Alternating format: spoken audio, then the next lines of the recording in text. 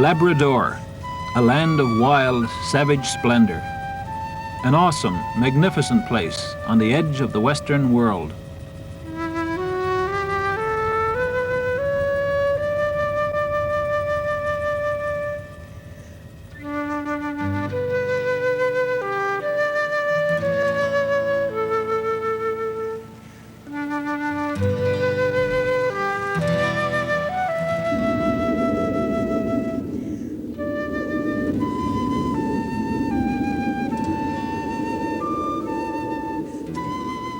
For a long while, the white man shunned this place they call Labrador.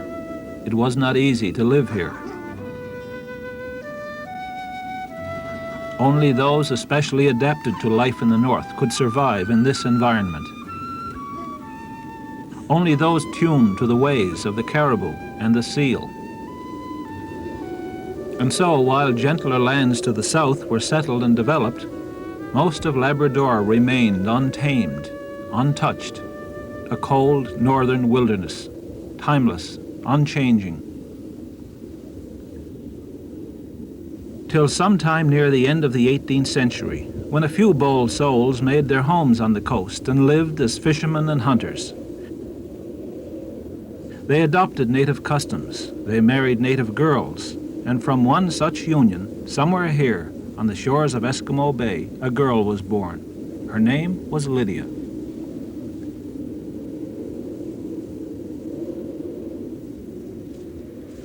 Lydia Campbell, a sensitive girl. From her Inuit mother, she learned the ways of the land and the sea. From her English father, she learned to read and to write, and the customs of a strange and different land across the ocean, a land she would never see.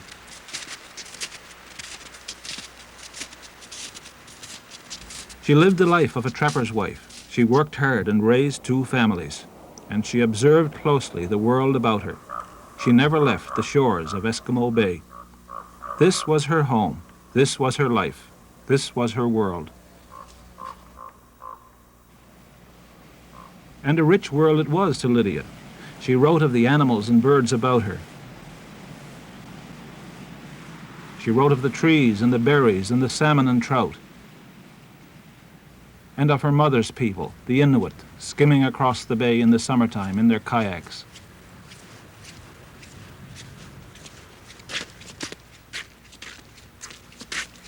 And so, somewhere here, in a lonely cabin a long time ago, a woman of Labrador, at the request of a visiting missionary, copied down in a scribbler her story of Labrador. Aunt Lydia Campbell. She lived here in Labrador a long time ago. Unheralded in her time, her grave is unmarked.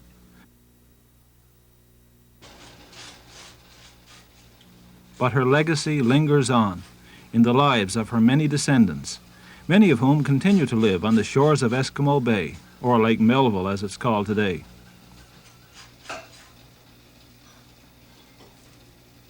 One of them is Jean Crane of Happy Valley. Jean is an artist. Like her great-great-grandmother Lydia, she draws her inspiration from the country about her, the same lakes and hills and mountains that Aunt Lydia knew and loved.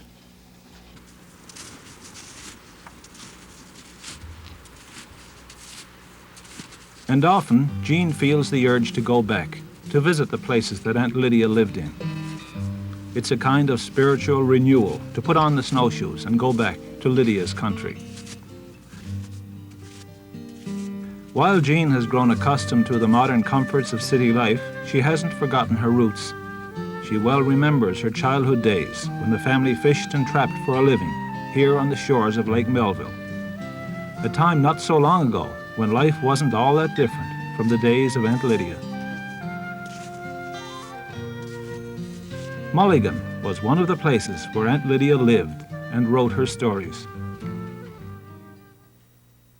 Well, Mulligan is a link, Dave, with the past in that Mulligan has never been a defunct community. People have always lived here. Very few, but people have. And people who used to live here have now reestablished their little bits of land and built cabins and retained much of the flavor of the past in how they live. Lydia was the first native-born Labradorian to write about her country, and she does so with grace and wit and wisdom. She gives a touching insight into pioneer life of the days when the white man first came. In her life and in her writings, we see a fascinating fusion of European and native cultures. She was the daughter of Ambrose Brooks, an Englishman, who married an Eskimo girl. And Lydia was one of their children who was married twice. And she wrote about her life, so we have knowledge of what she thought of her life. And we believe she had a great philosophy on life and that she was a very fine person. We're quite proud of Lydia.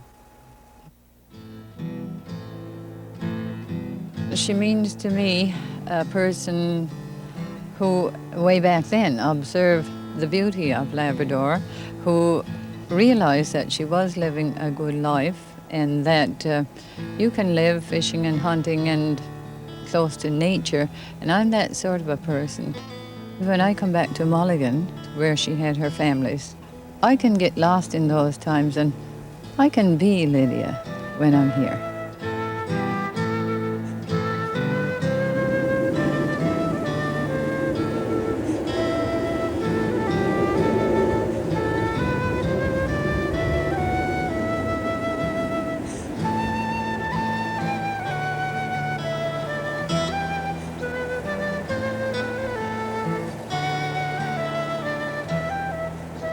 Mulligan River, 1894. As I am writing these few lines before daylight, my use in the morning is rising to make a fire, say my prayers, wash lamps, get on the breakfast, sweep the house. So after breakfast, I, old Lydia Campbell, 75 years old, I puts on my outdoor clothes, takes my game bag and axe and matches in case it is needed, and off I goes over across the bay, over ice and snow for about 2 miles and more. Gets 3 rabbits, some days out of 20 or more snares.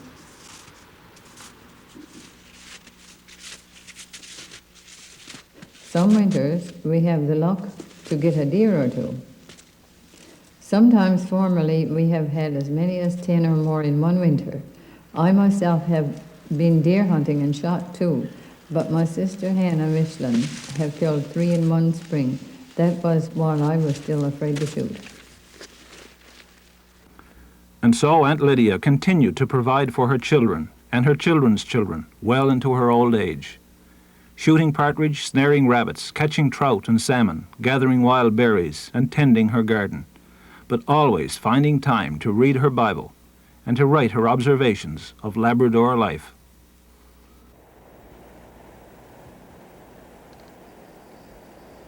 Mulligan River, January 1894. My dear friend, you want to know more things about the country ways and fashions. It has been my home ever since I was born, and I have seen many ups and downs. When I first remember to see things and to understand, I thought there was no place as good as this in the world, and that my father and mother and my 2 sisters were the best in the world. But our good father used to take me on his knee and tell me his home was a better country. Only it was hard to live there, for the wars was raging between England and France, and all over the world, and the press gangs were pressing young men, so he and a lot more English people came up the shore for woodcutters, seal fishing, and cod fishery, which was the highest in these days.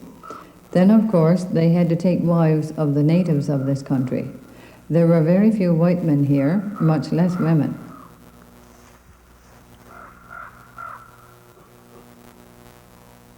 We lived up in the river head of a long bay, and no one nearer to us than 70 miles. Our dear father had no school book to teach us in nothing but a family Bible.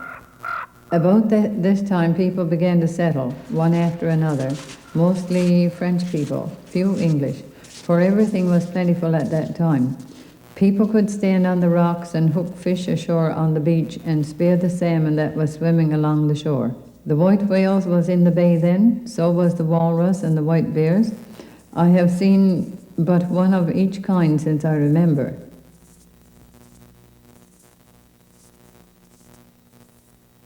My dear friends, my time is too short to write much longer.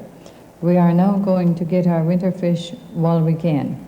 Oh, we never stops work unless we are eating or sleeping in the night, or singing or reading prayers.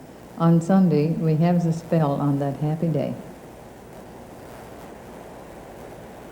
We did inherit the best of two ways, I guess. The ways that the English people had of doing things and how they could persist and survive. And of course, the Inuit people knew how to live off the land.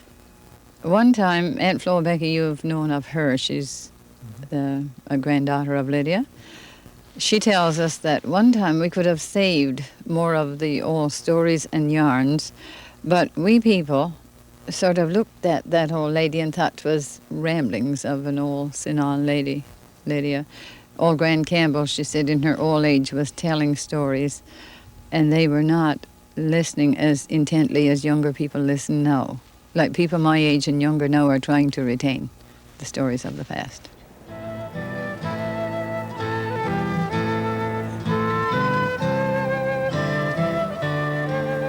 I can relive and get lost into the times that went by, how people fished on these rivers and shores, how you could look from here to the Mealy Mountains. To this day, I can't think of a better place in the world to live.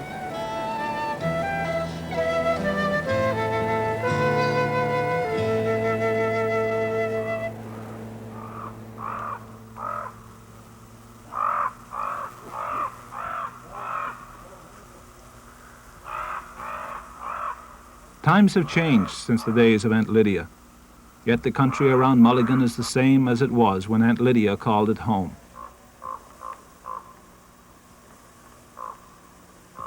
It remains a source of inspiration and strength.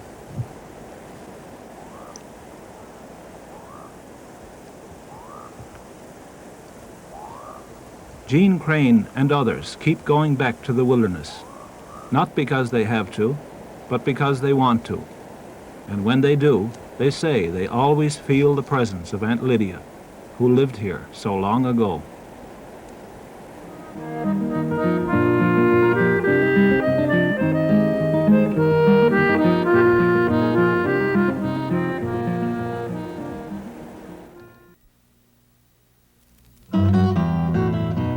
With the passing of the old-timers and the fading of the storytelling tradition in Labrador, there was a real danger that memories of an earlier way of life would be lost forever.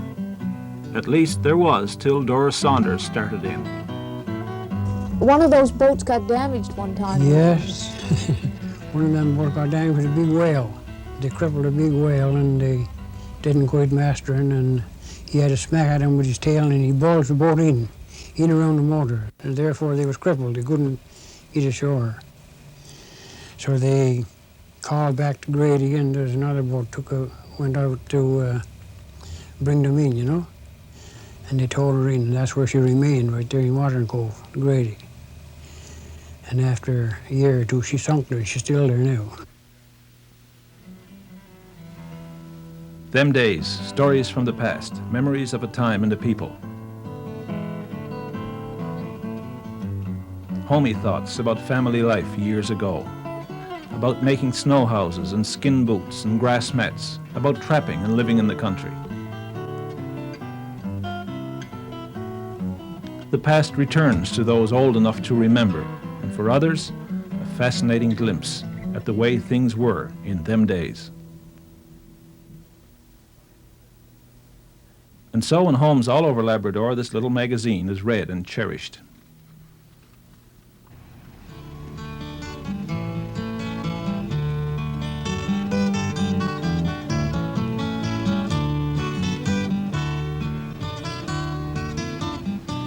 Doris Saunders, the editor of them days, lives in Happy Valley now, but she was born and raised here on this little island called Dumplin. Dumplin, just a dot on the map, a speck at the mouth of Sandwich Bay, a rocky place covered with blackberry bushes and scrub spruce.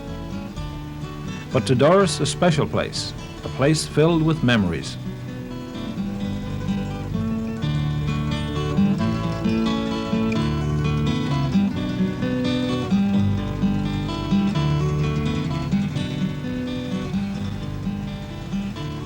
She comes back when she can to see the old places, to think of the people she knew. She had a taste of the old way of life, enough to realize that something special is lost when the old people die, for only they know what life was really like here in Labrador. Her commitment to the magazine stems from her childhood here on this little island. Clarice, you can go right back to the first Burdetts who lived in Labrador, can't you? Yes, I can, because grandfather came over in around 1830s. But my father remembered him. He was 10 years old when he died. So that was my great-grandfather. He came over from Derbyshire on a sailing ship, of course, crew. And he wanted to stay. He wanted to stay. And of course they couldn't leave him, because the rule was then that every captain was accountable for every man that he brought over, and if he didn't, he was charged £10 for not bringing back every man. So the only chance they had was to run away. So he decided he wanted to stay on Labrador, and he was going to stay here. And they made a plan, him and one of his friends, to, when they got the ship all loaded, the officers on the ship and the crowd from the shore, the businessmen, got together and had a big to-do. You know, they had to drink a few drinks of rum, and I guess a lot of them, and got drunk. So they decided now when all this happened, they would steal a boat and row ashore.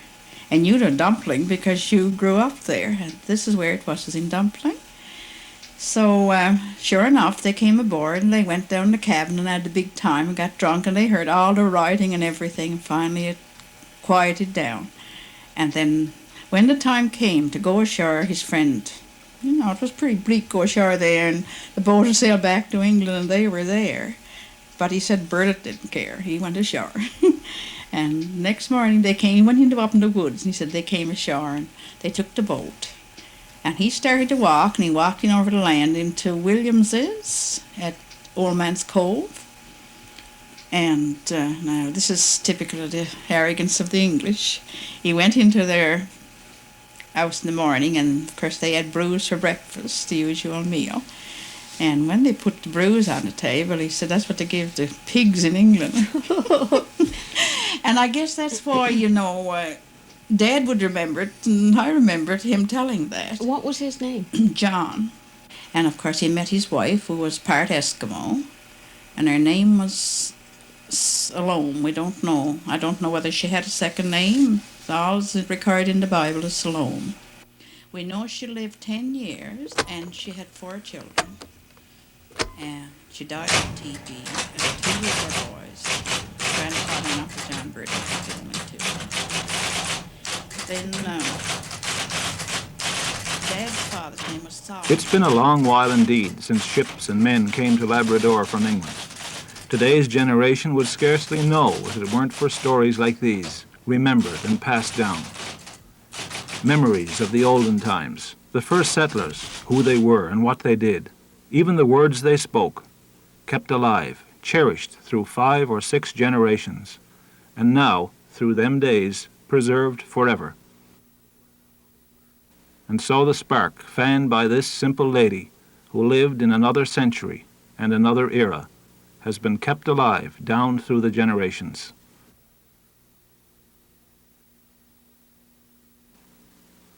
Aunt Lydia's children and her children's children have inherited a love of the land and a commitment to Labrador and its people. The stories, the happenings, the way of life of the earlier generation must not be forgotten. And it won't be if Dora Saunders has her way. I think it was Aunt Lizzie Gowdy gave me the first copy of Granny's book. And I sat down to read it. Just felt goose pimples all over and chills going up and down my spine. It was touching, you know. You can't put it into words because there's no words to describe how you feel about something like that. Was it a bit of an inspiration to you too in the work you've been doing now? Yes, I guess it explained why I'm as interested in the old stories of Labrador. I think I was probably destined to carry on what she started, so was record the history of Labrador. She really described life here in the mid-1800s, didn't she? Yes, her memories go back to when her mother was still alive. And I think her mother died when she was about 7 years old. And her memory goes back before then, so that's a long way back, because Lydia was born in 1818. And she's talking about anywhere from 1824 and up. So she had both traditions. She was part Inuit, part white. So she had both Yeah. traditions in her. And they would have lived the lifestyle of the Inuit people. But she was taught to be white by her father, who was English. Now, she was a literate person in a time when there weren't very many people who could read or write, either here or in Newfoundland, wasn't she? Yes, Ambrose Brooks thought it was very important that his children learn to read and write. And he had a Church of England prayer book that he taught his children how to read. And from what I can gather, Lydia learned to write on her own, from reading letters and from books. And then she encouraged her children.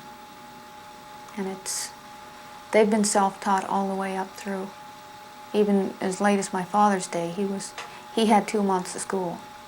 But he could read anything he put his hands on. What do you feel now when you go out to the places where she used to live and work and write about?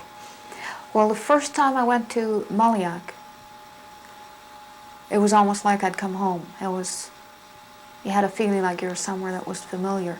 I don't know if it's because it's some part of Labrador or because all of Labrador is familiar. But there was just an extra special feeling there. I'd love to see where her grave is.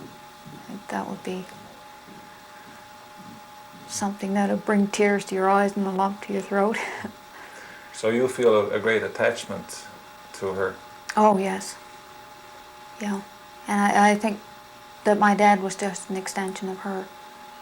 Because reading her book and knowing him as a person, they were very much alike in the way they thought and the way they described things. So really, in a way, in more ways than one, her tradition is kept alive in them days right now. Oh, yes. Very much so.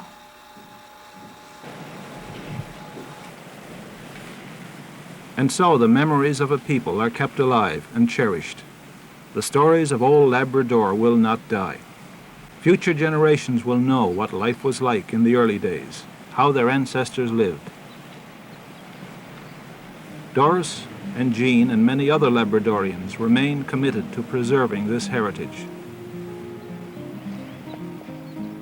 But really, they're just continuing the work begun so long ago by a woman they still affectionately call Aunt Lydia.